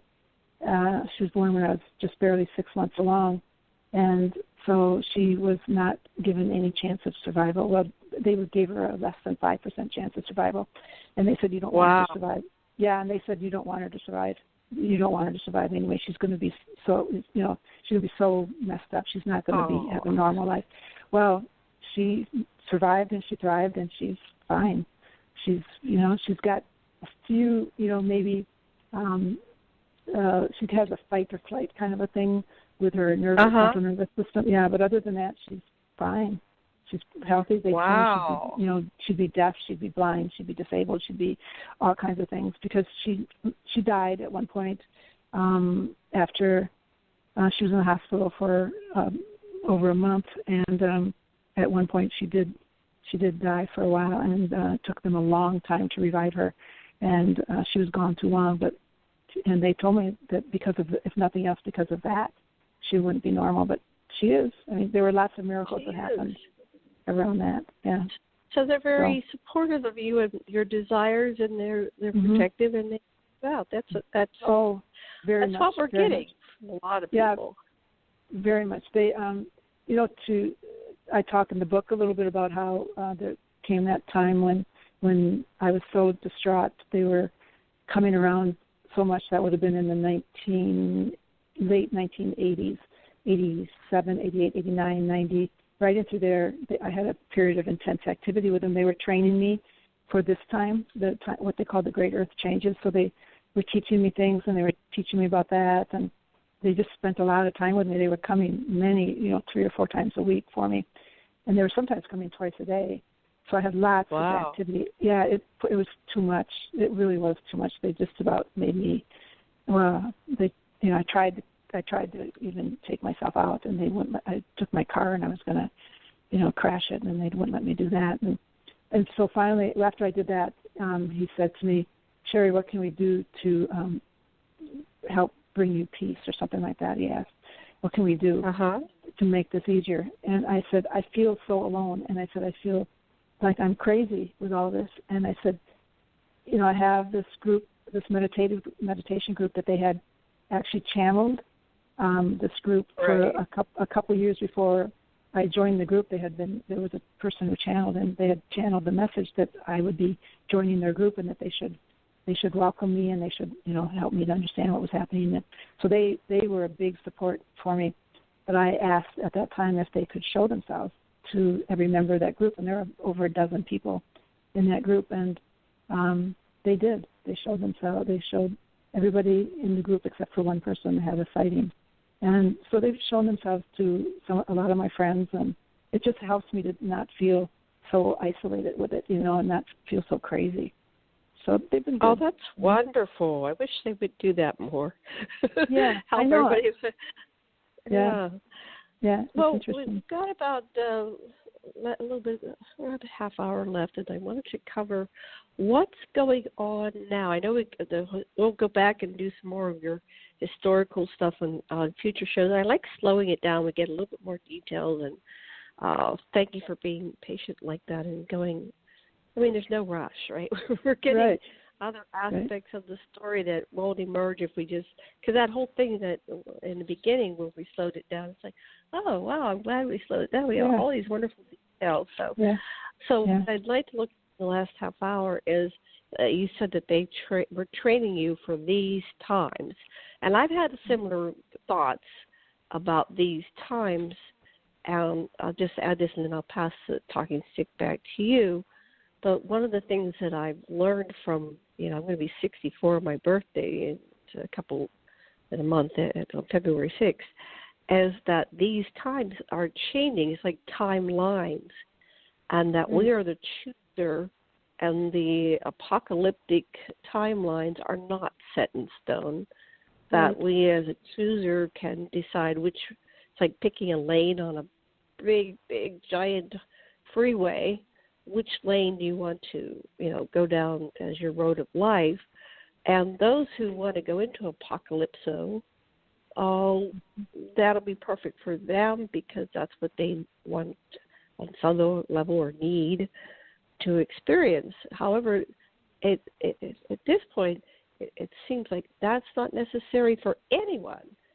Right. But at one point when I was a child and being conditioned by my religious programming, it's like, oh, yeah, we're all going to die and have Armageddon, and yeah, it is. Mm-hmm. So anyway, back to you. What are your thoughts about these times? Well, what they told me, they did spend those years with me, a lot of time with them, and it was a crash course on what they call the great earth changes that were coming up.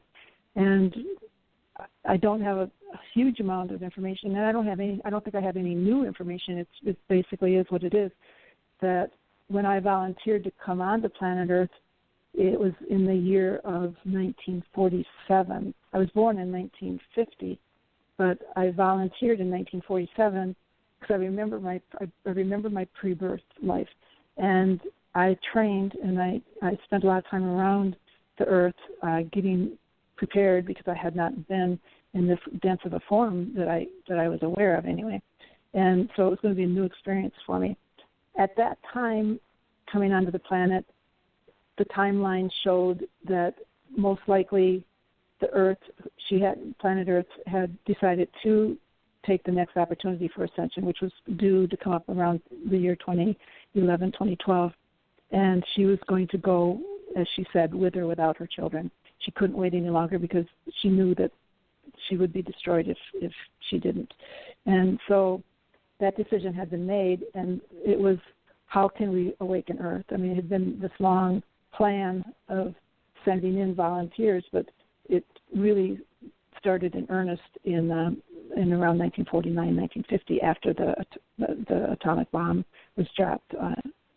So I was one of them that came in along with millions of others, and we came in pretty much in waves, kind of the way that Dolores Cannon and Susie, I forget her name, Hansen, talk about, the way they talk about it. And that's what they told me too, is that, I had the idea, I knew that I was a participant in the program, and then I pretty much started calling myself a volunteer because that just made more sense. And right. So the frequency on the planet had to come up higher, and that's what we endeavored to do. And the plan is working. It's working quite well. And I think that those who have chosen, and that's what they trained me and many others for. They called it being a light reader. So in 1990, it would have been, I think, or late 1989, they spent time with me teaching me to look at a person and know where their light measurement was, basically your frequency. And they explained that every soul on the planet would be given a chance to make a decision if they wanted to ascend with Mother Earth, or if they would be going to another parallel, or whatever world resonates with them, another experience on it. But planet Earth was definitely going to move into the higher frequencies. And I didn't know what any of that meant. It didn't make any sense to me. But when the time came to do this light reading work, what they told me they did is they suspended time for 3 days and 3 nights. And I kind of, now I'm starting to remember it a little bit, which is how it works, But I remember you would meet with all these different souls. You would meet on a soul level, and the soul would make the decision because it's going to be what it's going to be. But we met with them back in, I think it was 2009. So we still had some years before the actual event occurs, and it's an ongoing event, but before the decision is locked in, is the way they put it. You have to, at some point, you have to lock in, and you go wherever you go based on what your resonance is. So as I met, it's kind of like we were kind of like counseling them, because I would meet with somebody and I would say, okay, and this was true of so many that I met with, and it was that their frequency was right at the line. They weren't quite there yet. They just weren't there, but they were close. And there were so many of them that were like that. And I would say to them, do you want to make a run for it? And many of them, most of them said yes. And what that meant was that they had between that date, that time in 2009 when we did this light reading, and when the ascension was going to occur, which was, we all thought it was going to be 2012, but it got delayed, and that's so that more of them could make the mark. So if they said, yes, we're going to try to make a run for it, we're going to try to awaken, the soul would decide we're going to try to awaken enough and get our frequency up. So I would tell them, I tell people, if after the year 2009, if your life went to hell in a handbasket, or you had huge changes in your life, if all of a sudden you got this urge to go on this spiritual path, whatever it is, I call it being poked with a stick, because for many of us on the planet, we awaken through pain.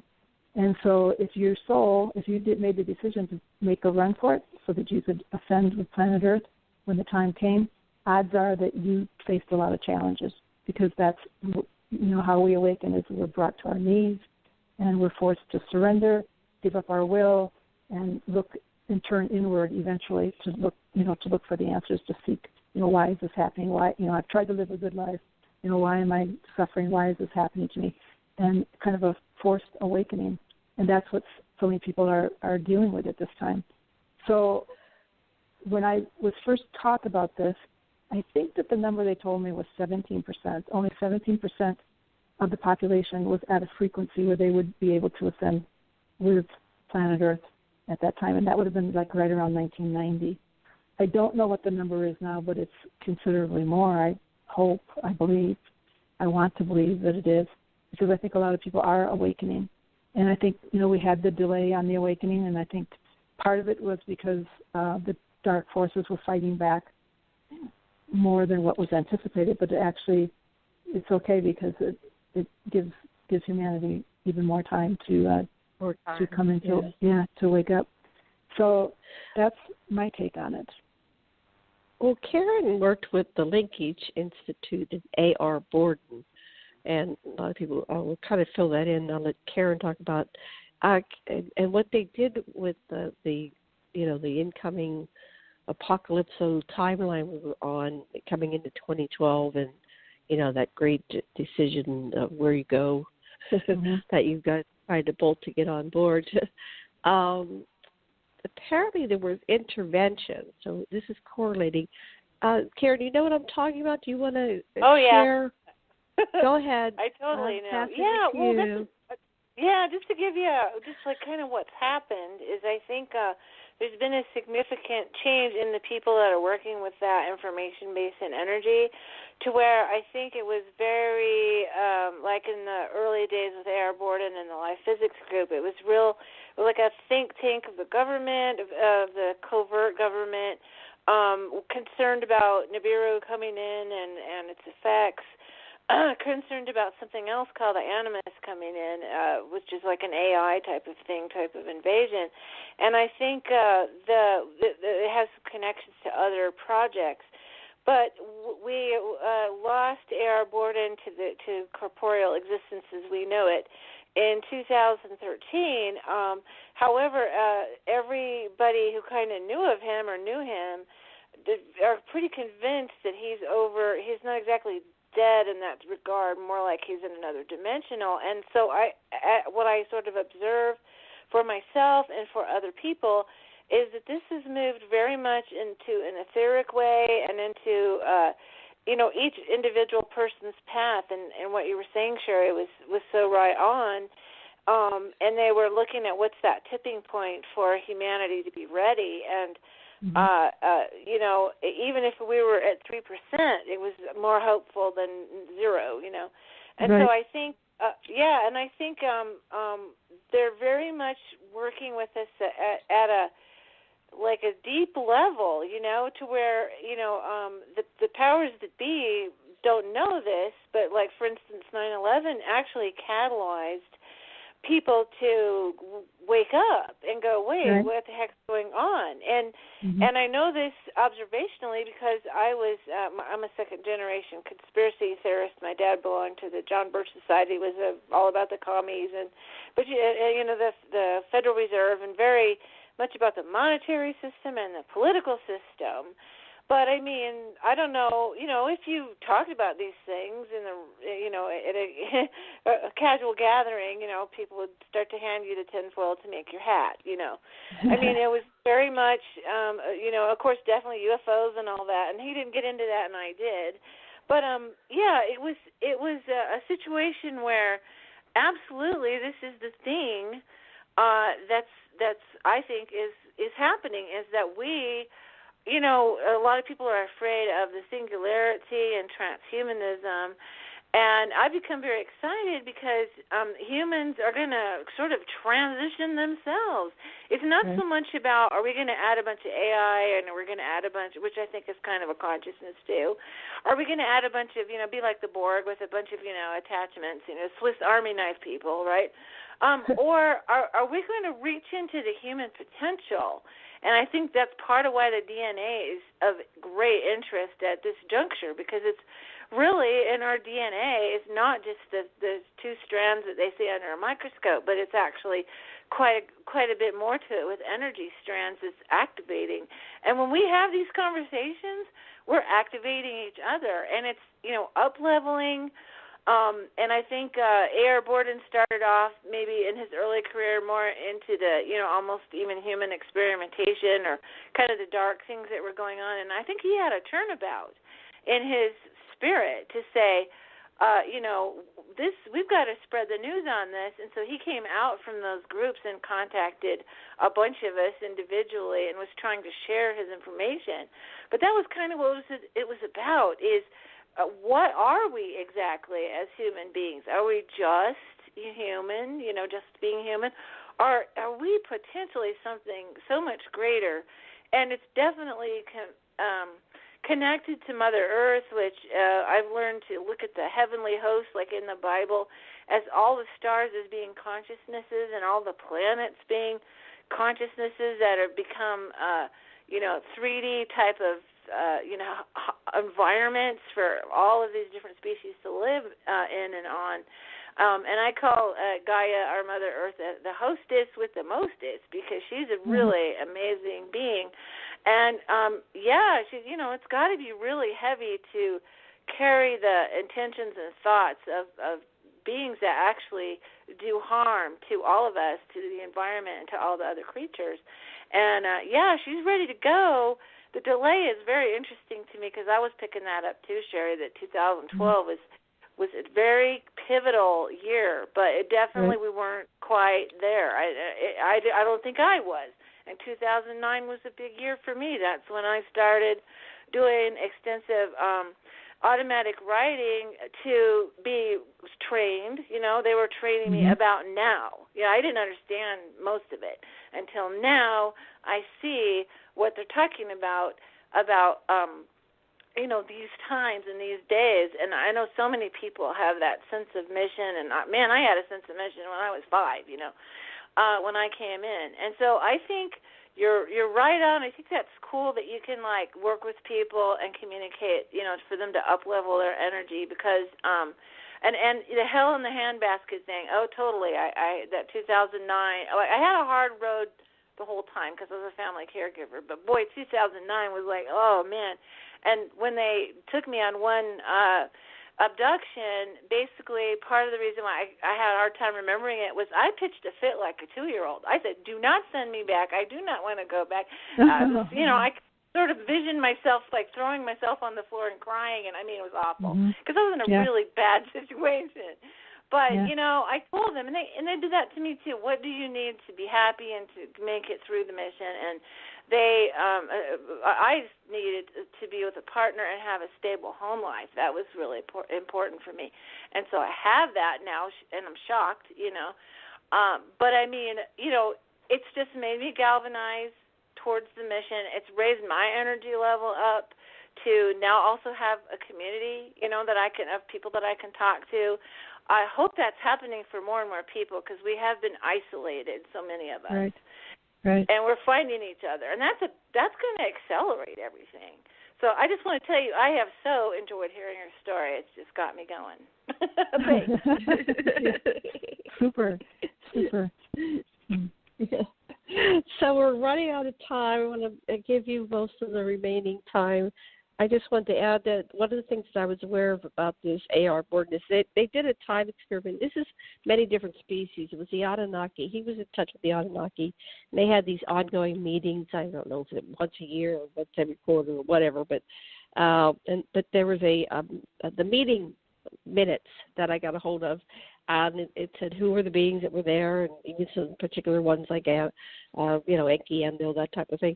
And they made a decision to blink us in and out of time-space so that the Nibiru would not have that effect of, you know, the what do you call it, the shift, right? Mm-hmm.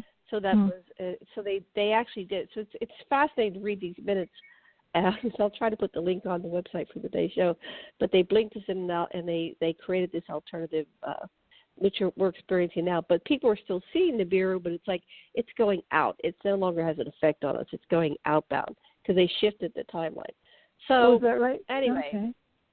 Yeah, that's some people go, what is going on? What is it going to do? It's like, no, it's already been changed. According to this meeting that happened in 2011, before 2012, they made the decision, and so when the right time when it came through at a certain point, they just went boop, boop, and we went all the way, and then it happened, Janet, and we're back.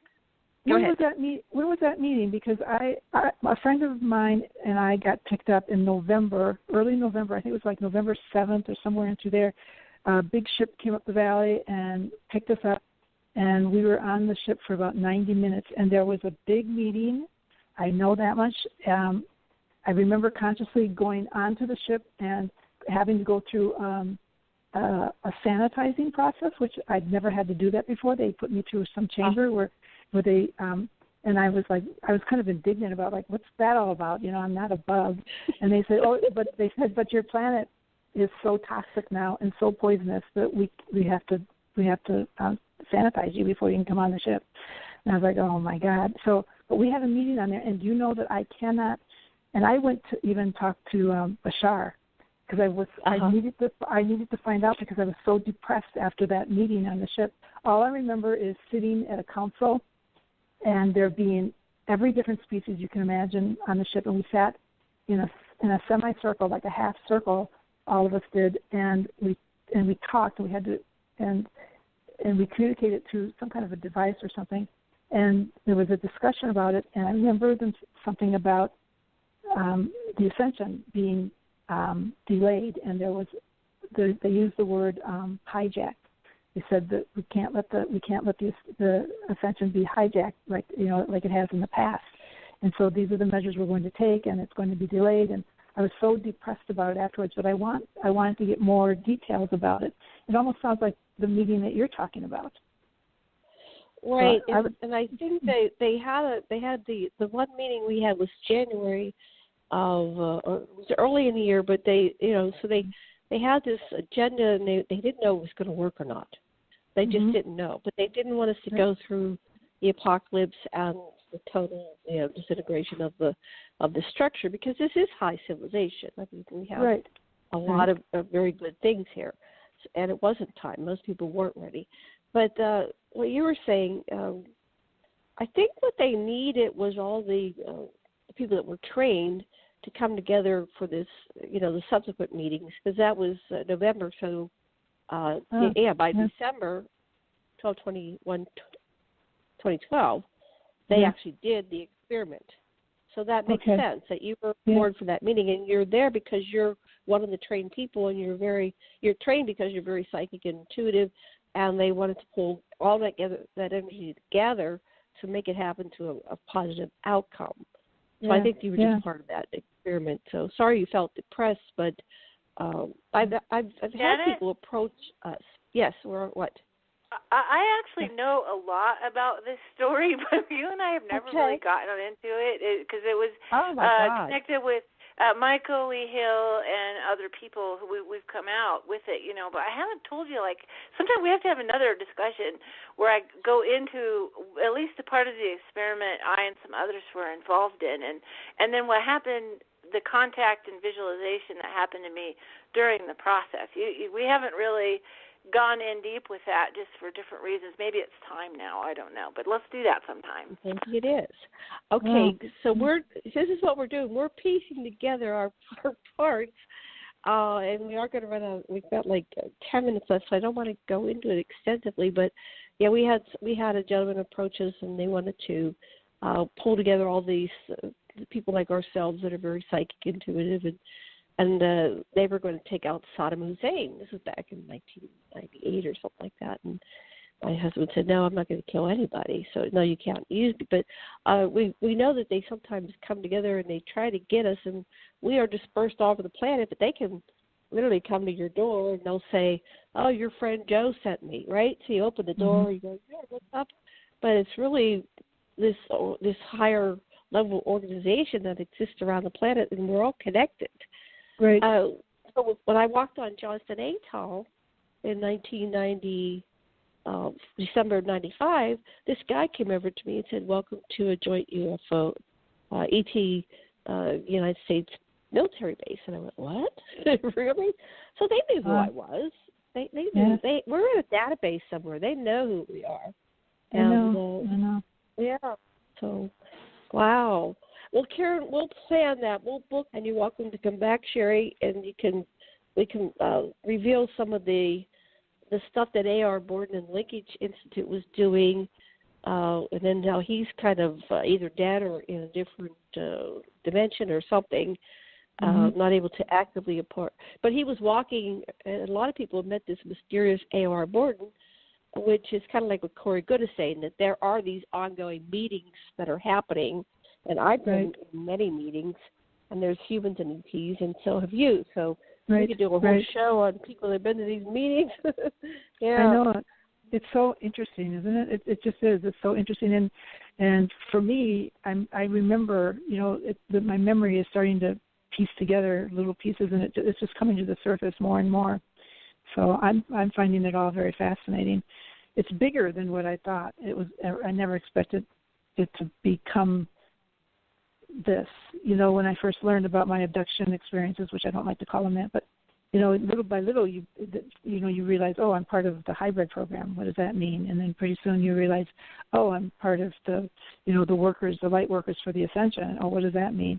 And it's fascinating. It's just very fascinating. It's not been a dull life by any means, but it's been a strange life. It's weird to live a life where you have this whole other thing going on, and you only have bits and pieces of it, and you try to put it together as best you can. So fascinating. Yeah. So fascinating. So how do you? Oh shoot! Sorry. How do you handle that? Do you have a support system now in your life? Do you have people that you can talk to? I don't really have the need to talk too much. The little bit that I do talk, I talk to my partner Jim, because he was totally didn't know anything about any of this. He was very innocent, but they acclimated him to it, is the way they put it. He had his own encounters and he had his own experiences after he met me. We've been together 5.5 years, and we were just talking. Yeah, we've been talking. We were talking last week or 2 weeks ago about how we haven't seen anybody around. We haven't had any visitors or anything for a while, and we haven't had much happening, which is good. It's good because the last stuff that I had happen was not so positive, but it's still we kind of miss having the activity around the house, and I'm not sure I don't know if they're busy with other stuff, but we haven't even seen a UFO even. We just haven't had anything happen for a while. So we're kind of feeling left out of the loop a little bit, kind of ignored. Okay, guys, go visit Sherry. She wants you to come and say hi. Yeah, it's okay. But yeah, it's been quiet. It's been quiet lately, and maybe it's just because I just need the downtime. I need to recover. I mean, they've been coming in and working on my body and doing some healing stuff and all that, which I'm very appreciative of. But as far as anything huge other than that happening, it's been pretty quiet. But it's interesting. I'm sure they'll come see you now that you've asked them to. Yeah. Especially on the radio. So be prepared. I get a whole level of contact now. I go to other planets. It appears like I have a nighttime job. Oh, no, we're going to run out in just a few minutes here. But anyway, we'll go into that in the future. People have simultaneous lives. So I have this other life I go to, and I go to these cities, and I know those cities like I know, my hometown here. And I go, oh, yeah, here's where I work, and here's where I live. And it's just really weird. Yeah, and sometimes it's on ship, and there's Elizabeth April. She goes, yeah, when I'm on ship, I'm the commander. When I'm here, I'm just a little girl. We have all these different roles in our simultaneous lives. So, okay, so we have just a couple of minutes, and I would like you to tell people about your book and your websites and all that good stuff. Okay. Well, the book is The Forgotten Promise. And the website, my poor neglected website, I put it up and I never touched it after since. But it's but I do have a blog. I'm going to try to get more active on my blog, but it's theforgottenpromise.net, and you can either correspond with me through that or read the blog or order a book. But the book's available on Amazon or on Kindle or Barnes & Noble, any place books are sold. So that's it in a nutshell. And I'm on Facebook, of course, too. So wonderful. Are you going to be presenting this year at any workshops or conferences? I don't know. I felt so terrible backing out of contact at the last minute. I did it like 2 weeks, and I was so sure I was going to get strong and be able to go. I don't know. My health is definitely better, but I'm just feeling like I might need some downtime. I'm just not sure yet. I haven't accepted anything. Yeah, I know. We'll play it by ear. Well, I've been asked to go to Australia, and I'd love to do that and do a tour over there. So maybe that's where I'll go. But I don't know. That. Yeah. We'll see. Where are you living? Not to give your street address. What part of the world are you in right now? Right now, I'm in down in the Tucson area in Arizona. Okay, great. Yeah. Well, maybe we'll create something close by, so it won't be so hard for you to come and poke your head in. Well, I'll be going back. I would love to see you again. Go ahead. Yeah, I'll be going back to Wisconsin, before spring, but I'm down here for part of the winter. Yeah. I was directed to come down here. I mean, that's an interesting story too. I was told very forcefully to come down here. I'm waiting to see why. I think it's just for my healing. It's been good for my healing. So I was sent down here, and they came up with a pretty interesting way to get me the money, so I was able to do it. Take off because I work full time. I have 2 full-time jobs. I work or try to work, but so I'm down here for a few months, and it's really good. I'm just being lazy. It feels good to do that. Good to be lazy. Yeah. Well, I want to thank you, Sherry, so much for coming on today's show, and Karen, thank you for coming and hanging out with us and helping us all connect the pieces of this giant puzzle. Eventually, we'll get the whole thing together where we go, oh, my God, look at that. Yeah, that was interesting. I enjoyed that. It's not your typical talk. Yeah, thank you. Yeah, well, I like to do unusual talk. So we will have you back again, and I'm going to play our exit music because we're running out of time. So thank you so much, everybody, and much love and blessings, and aloha.